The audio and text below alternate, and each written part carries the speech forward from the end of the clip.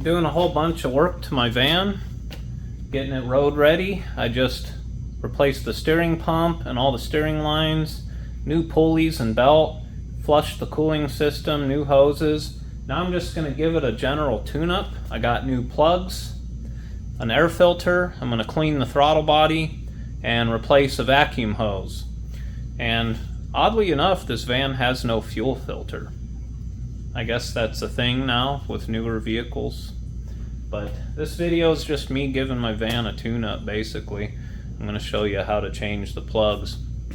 Step one is to get everything out of your way. Remove the doghouse, the upper radiator shroud, the air box, the overflow reservoir, all of that.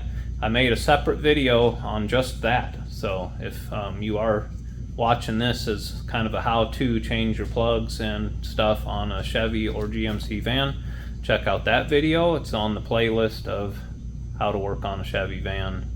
And if anything else, I hope this video is at least entertaining for you. This throttle body is pretty dirty. This is a drive-by-wire. It has no throttle cable. There's a little motor here that opens and closes this when you hit the gas pedal. So I'm just going to use a rag and some carbon throttle body cleaner and just clean what I can get to. I'm not going to go crazy with it, but you know, while it's right here in my face, I might as well clean it up. And you know, that ain't really going to help performance or anything, but it's just good maintenance to do to your van. Alright, I just got cheap carbon intake cleaner from Walmart. You do not want to use like a paper towel for this. Don't use any type of rag where chunks of it can end up in your intake, because that would be bad. If anything sucks into your intake, it can get stuck in one of the valves and break things, you know.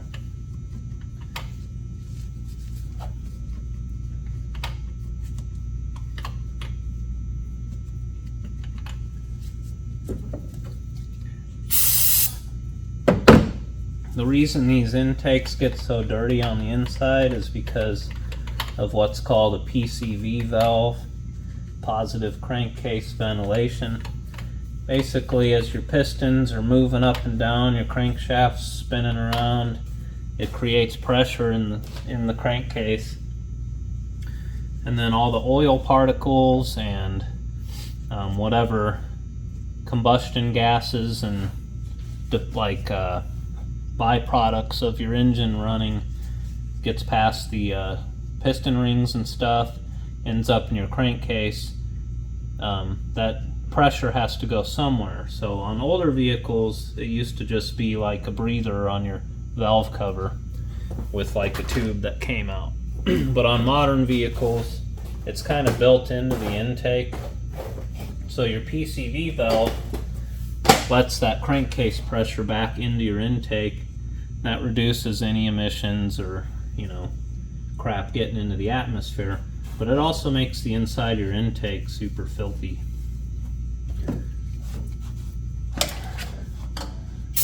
So it's good for the environment. Not super good for your engine though. You don't want to put like an entire can of carb cleaner in here either, because that stuff's got to go somewhere. Yeah, it'll clean your valves and stuff, but it also could trigger a check engine light. So I'm just being kind of light and just wiping this front area here, just because it's right here in my face. Like I said, I'm just cleaning what I can clean without actually removing the intake. If for some reason I ever did have to take the intake off, I would clean it real good or just replace it.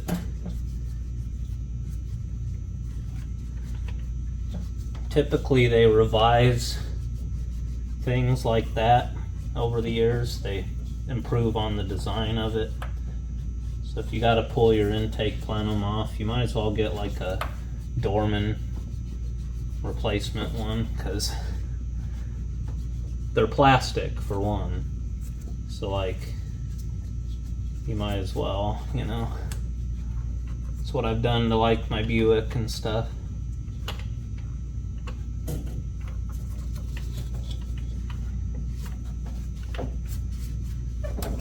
Alright, throttle body, nice and clean. Now I'm going to move on to doing the plugs, and for that I'm going in the van because doghouse.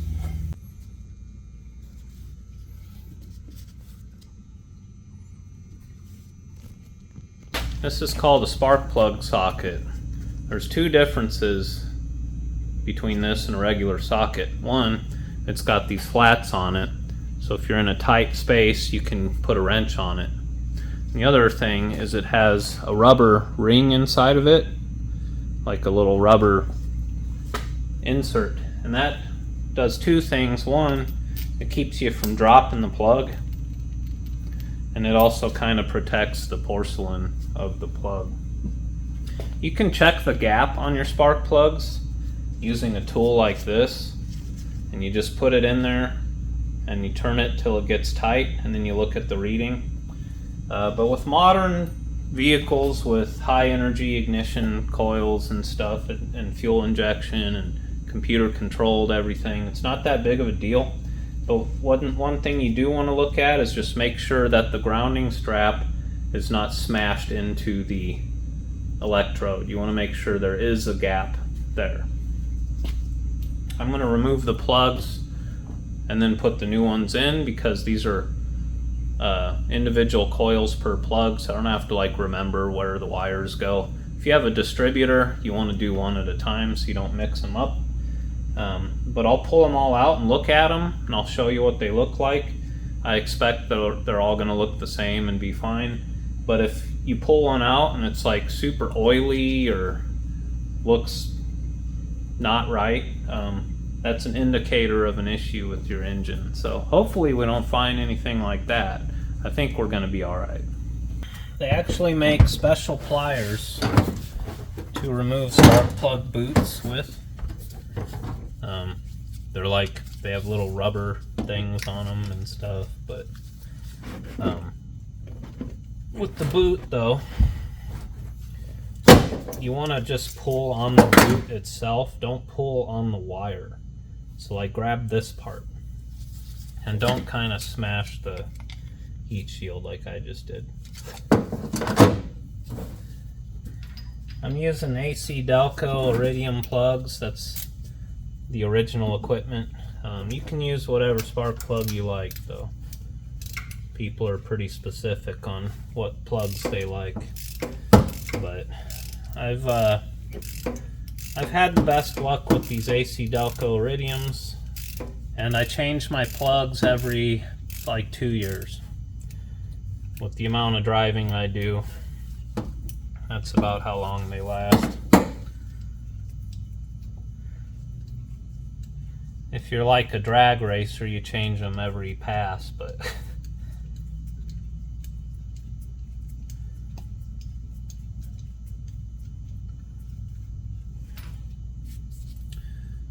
this looks pretty good. We have a little bit of carbon deposits on the ground strap. I'll show you a close-up when I'm done what they look like, but that's not too bad.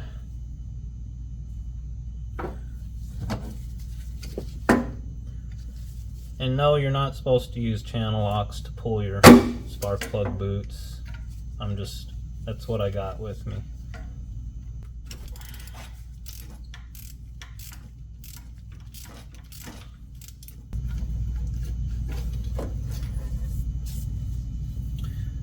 Yeah, this one's about the same. So far, so good.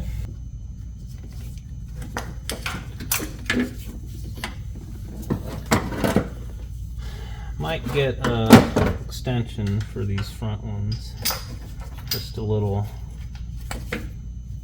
3-inch might be too much.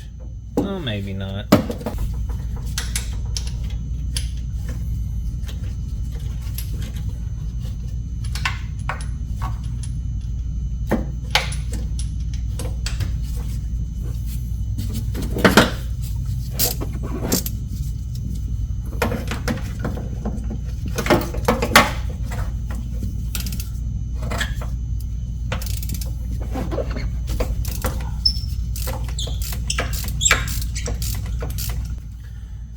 There's some vehicles where they tell you to only change your spark plugs like every 75,000 miles or something. That sounds nice, right? Convenient. But then they don't come out, or they like totally disintegrate as you try to remove them, or you strip the threads out of the head. And there's some pretty bad engineering ideas in the automotive world. Overhead cam Ford motors, for example, your modular motor that they call it. I've heard some horror stories about people trying to change plugs on those. On a Chevy, every couple years, you know. You spend 30-40 bucks on plugs and keep your shit running really good. Yep, these all look exactly the same. They're pretty decent.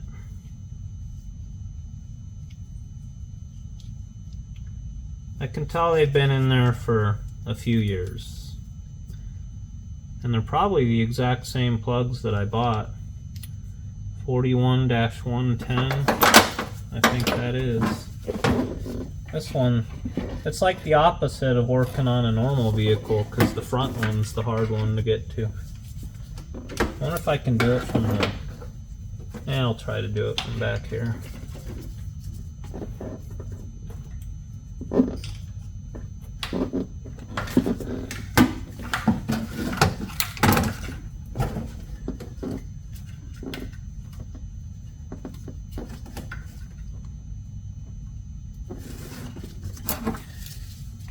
You ever worked on a vehicle and really wished you had smaller hands? I sure have.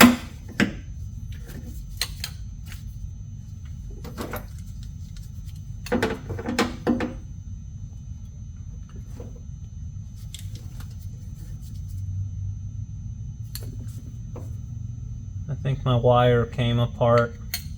I'm gonna have to buy a plug wire. Yep. It came apart. Alright. I thought about buying just a whole set, but didn't think I needed them. But I do now. That's okay.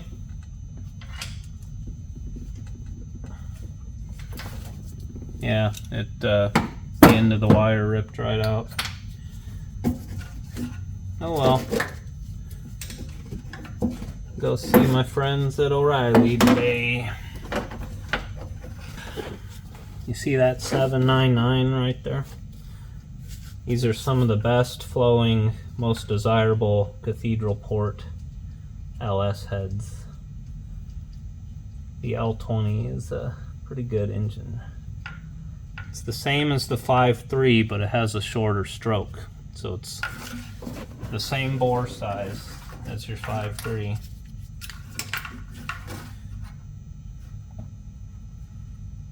But it's slightly less torque. But you can rev these higher because of the shorter stroke.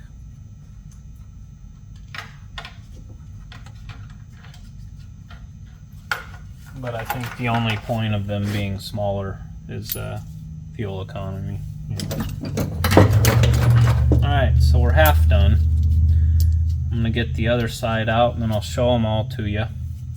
On the driver's side, the front plug is easiest to get to from under the hood. It's right there. And the thing right above it is the coolant temp sensor. Alright, all the plugs are out. They all look pretty much the same.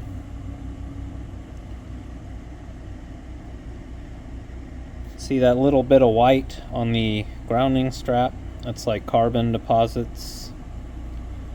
but there's still plenty of electrode left and the gaps all look pretty good. So these plugs were actually still good, but I'm going to replace them all with brand new ones. These are different. So these are 41 110s.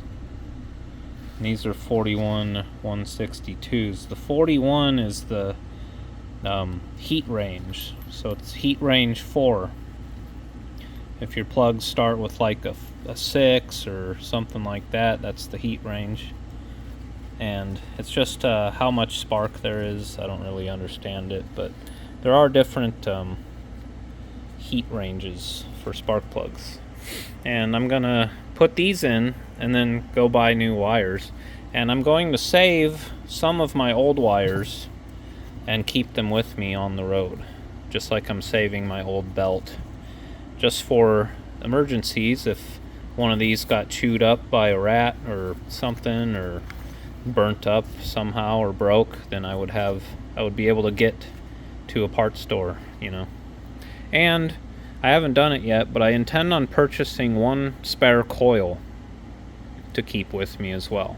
So if I develop a misfire, I can read my codes, figure out which cylinder it is, or just use a spark tester, which I'll show you what that looks like, and then replace the coil.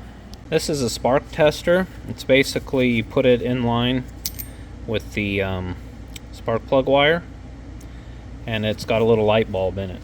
So you can look at it and see if it flashes, then you know that you have spark. That's just a quick, easy way to tell if your coils are working right. And this is a cheap tool. You can get these, I think this is a Harbor Freight, but you can get them like at any auto parts store too. Now to put the new plugs in, what I've got here is called anti-seize, and this is the aluminum version. There's a copper one too.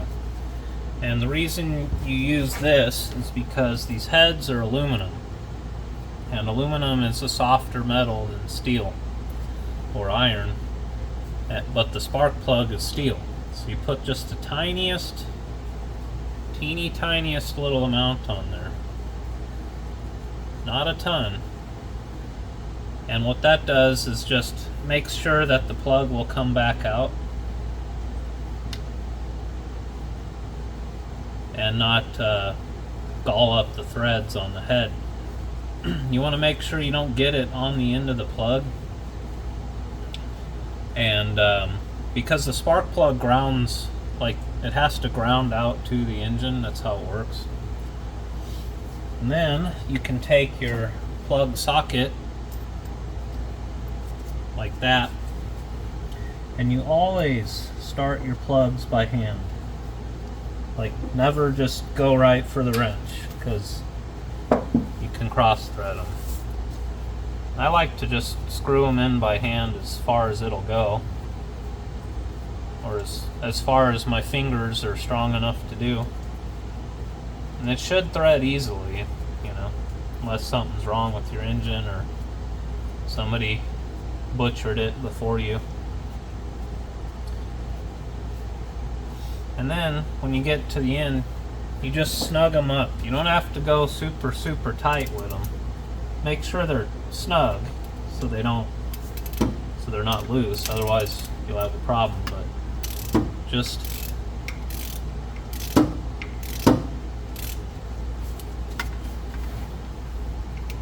get it tight, just like that.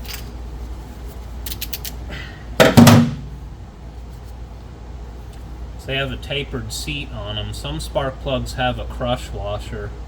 It's a little washer at the end of them that smushes down when you tighten the plug up, and that basically creates the seal. So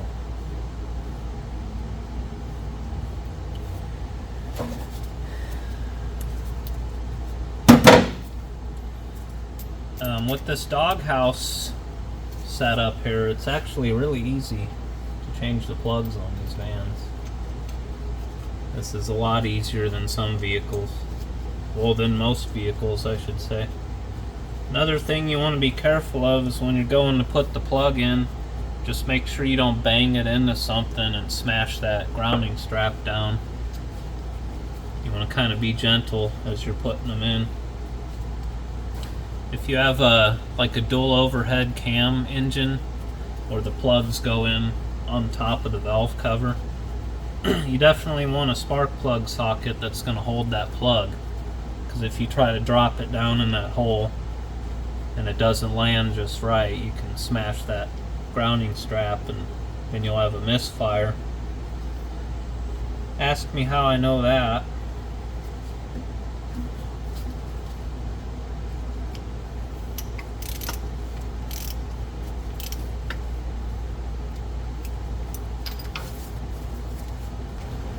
If you put headers on your vehicle, it becomes very difficult to change the spark plugs. They actually sell shorter spark plugs for that reason.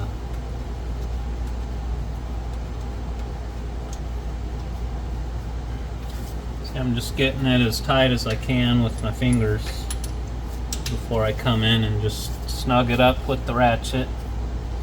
You always want to use 3/8 drive tools on spark plugs.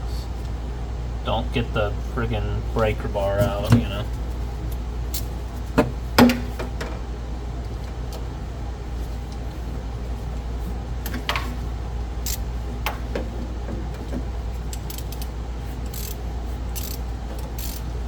And when you are going to tighten up, you want to make sure you don't like torque it one way or the other, so you don't break the porcelain of the plug. It helps to like kind of hold it with your hand, hold the end of the tool.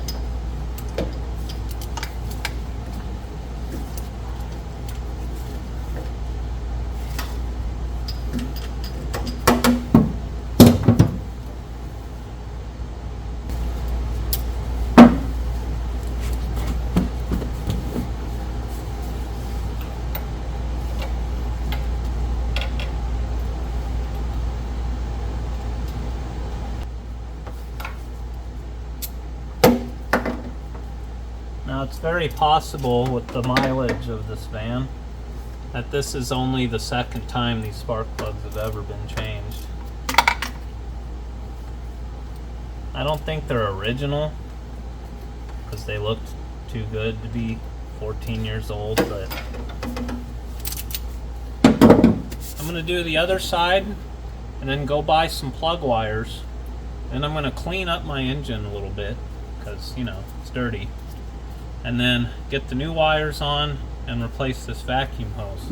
And then I'm going to put everything together in the front, put the fan shroud and everything back on, get my other upper radiator hose back on because I'm doing that today as well, and then change my air filter. Alright, I got a set of plug wires from O'Reilly. They're AC Delco, and they were like 79 bucks after tax, which is actually cheaper than their Ultima or whatever their house brand was. But they listed a couple different ones, and I just brought an old wire with me to make sure they looked the same, which they do. They're pretty much identical.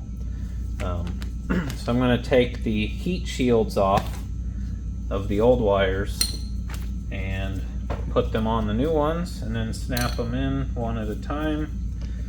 They always come with this grease, this dielectric grease. I never use that stuff. I suppose you should, but maybe for this video, for demonstration purposes, I'll put a tiny little bit just on the very end of the boot, which will probably help it come off better next time, you know.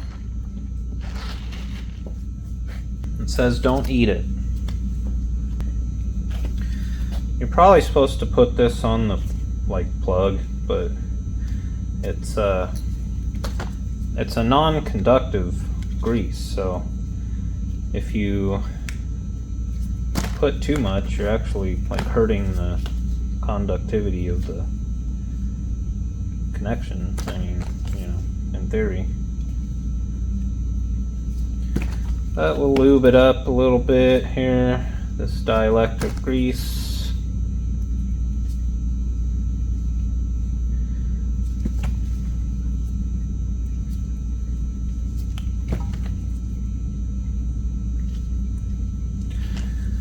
That way they come off better next time. Put these on. Try to unbend the ones I've smashed.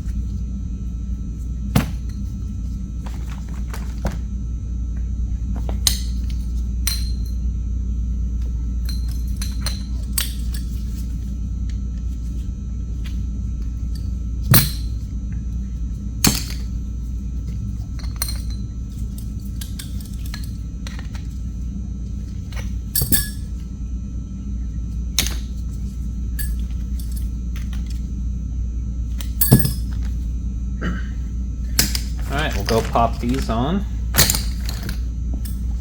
and then change that vacuum hose. Alright, that side's done.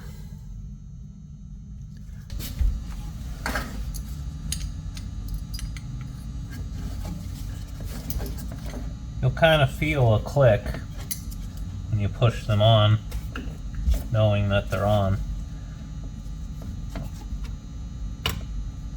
And then you'll know they're on because you go to pull them back out and they're on there, you know. Pretty straightforward.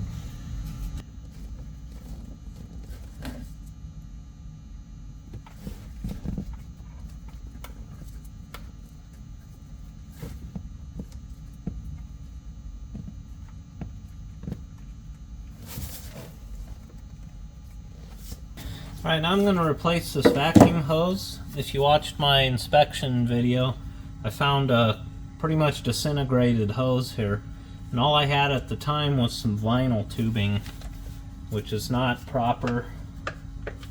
It's worked just fine, but over time, vinyl tubing can't handle like the heat of being in an engine bay.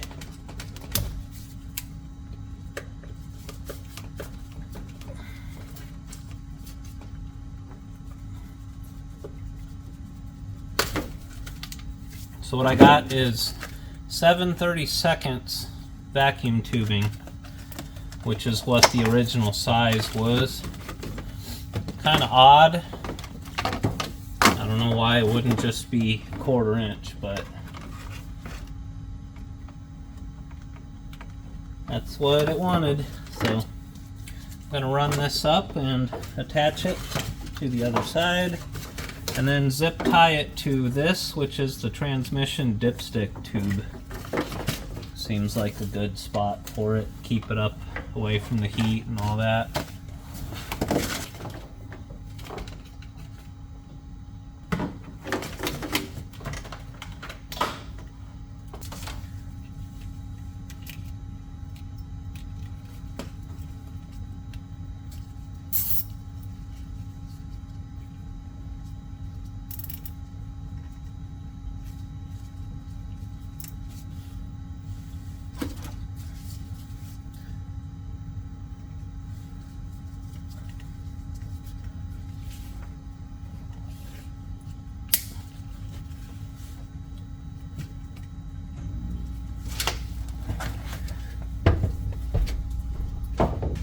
Alright, so here I got the air box, and I'm going to change the filter. I've got a Wix, and another thing I'm going to attempt to do is clean the mass airflow sensor. So every computer-controlled, fuel-injected vehicle, and with GM, pretty much everything from like 1986 on, has a mass airflow sensor, and it's always before the throttle.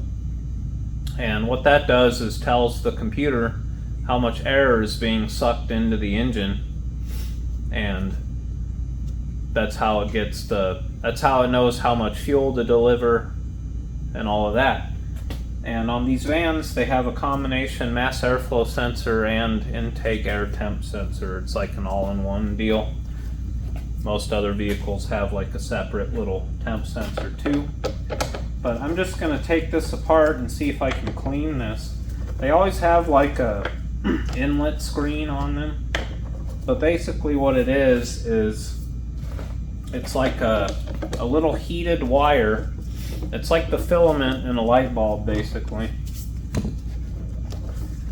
And you can't touch them. You gotta be real gentle. And what I have here is actual mass airflow sensor cleaner. It's made just for this. It's like a fast drying, no residue leaving, safe for that particular sensor cleaner. So you just get the sensor out and spray it, basically.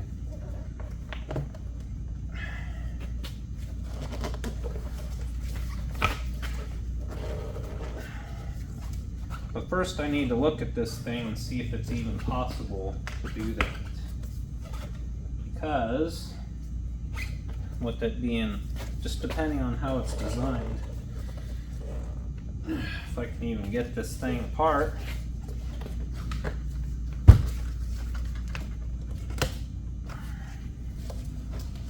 There we go. Oh yeah. See, it's right there.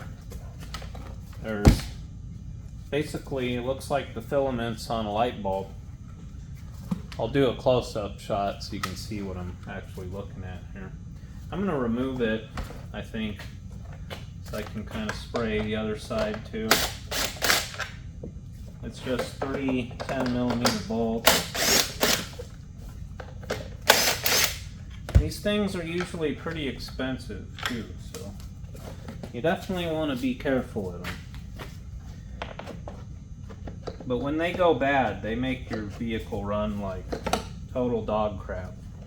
See, they have this honeycomb shaped screen on them, and on older vehicles like pre-96, if you remove that screen, you get way more airflow.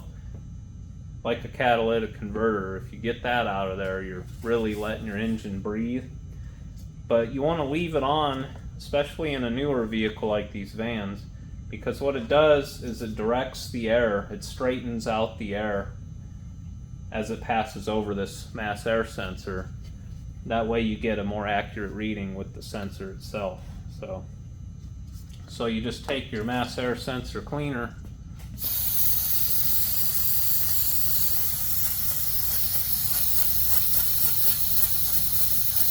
and just hose them down. And you want to let it dry real good before you start your engine. And I clean the screen real good with it too. This can's almost empty, so I'm just going to use it all out there.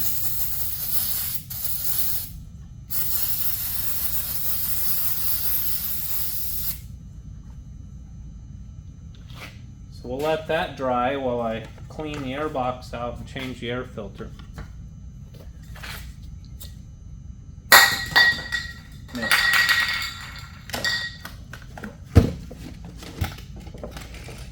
The air filter ain't even bad, really, on my van, but I'm changing it anyway because I'm doing everything to my van. And if you buy them online, they're not expensive at all. And I'm going to take a look in here, make sure there's no chunks floating around in there. I'm going to go ahead and kind of give it a quick wipe down, get the dust out, you know. Just being real detailed with all of my work to this van. I'm cleaning everything that I touch because I want all of the dirt that's on the van to be my dirt. I don't want the last guy's dirt on my van. We're starting fresh with all new dirt.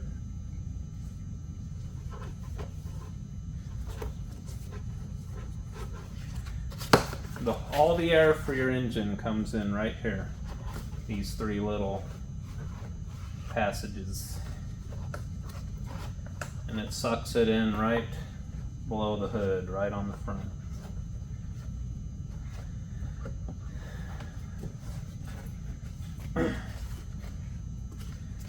The colder the air is going into your engine, the more dense it is, the more oxygen it has.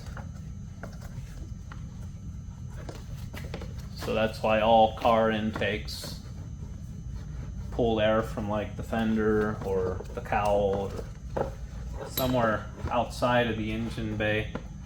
So if you're getting that hot air that's in the engine bay, then that's going to cost you horsepower for one, fuel economy.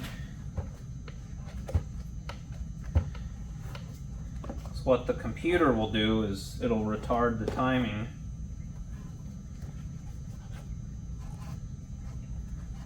to prevent cylinder knock and stuff. So vehicles like cold air.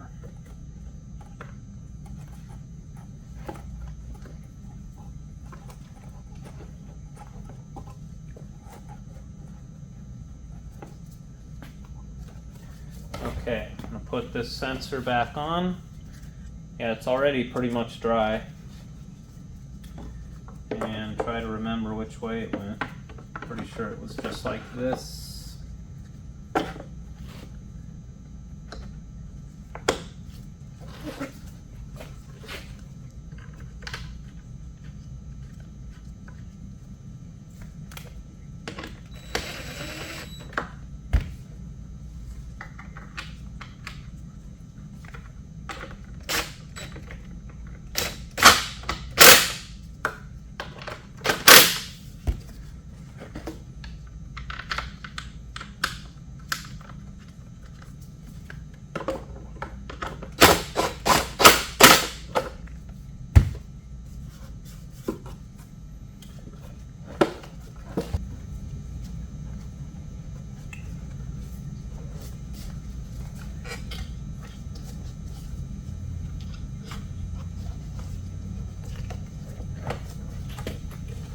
Probably would have made sense to put the mass air sensor on with this.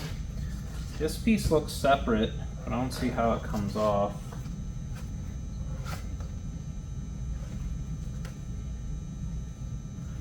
It's really hooked in. Oh, it slides. The whole thing slides. So, I'm learning stuff here. I knew that. Ugh, look at all that dirt. Dirty. This is just a compartment. It's, they tune the intakes on stuff.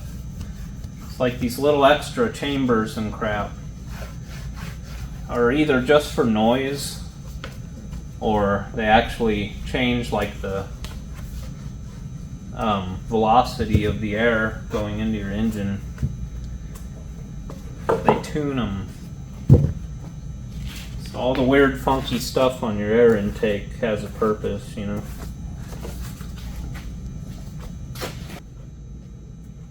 Okay, so now I can just take this and get this part on.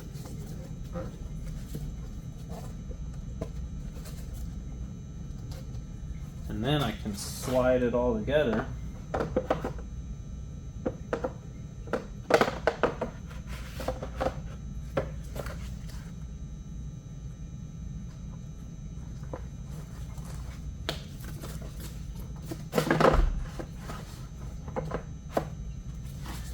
And then get this part on.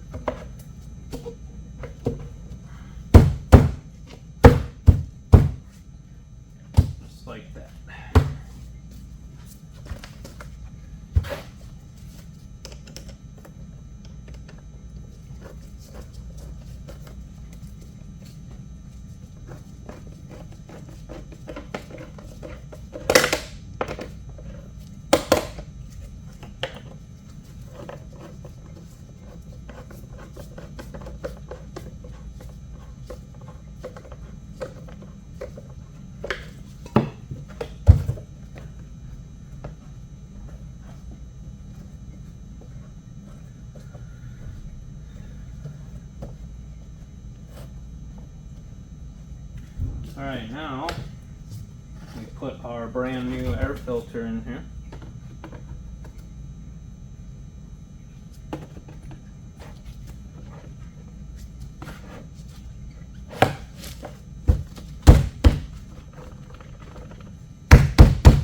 Just like that. Clean this part.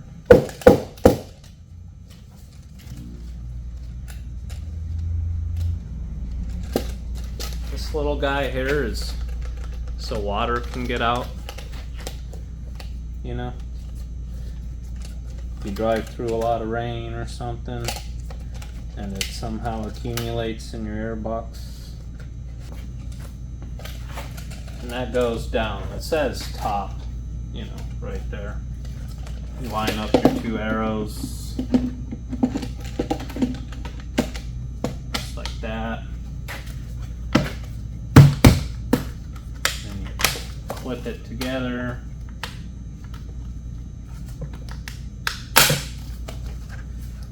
And then this piece.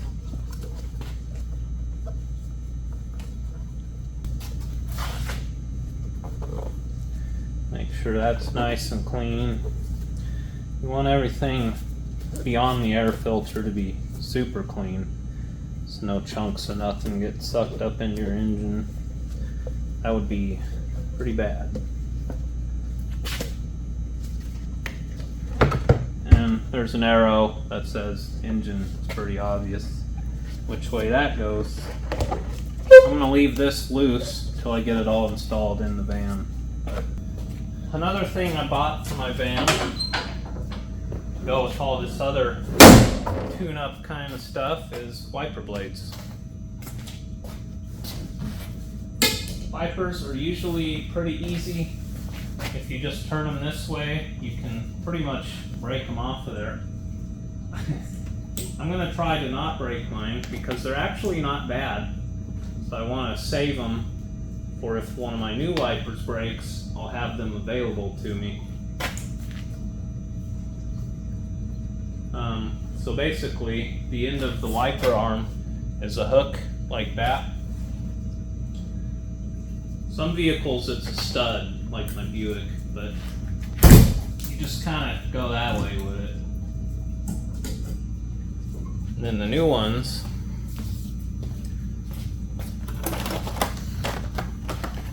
I got the beam style. I like these.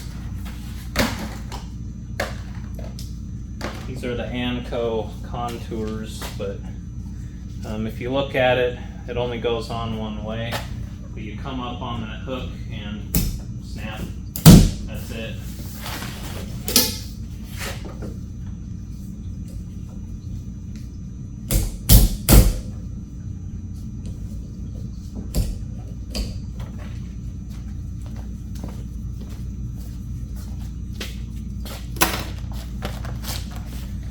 I did kind of ruin that one just now.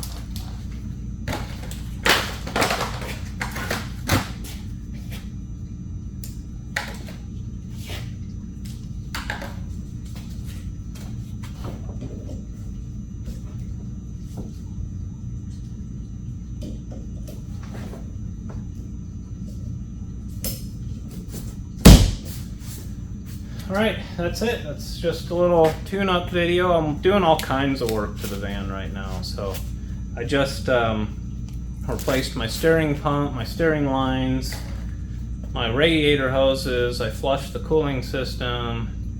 I just got done redoing the entire chassis.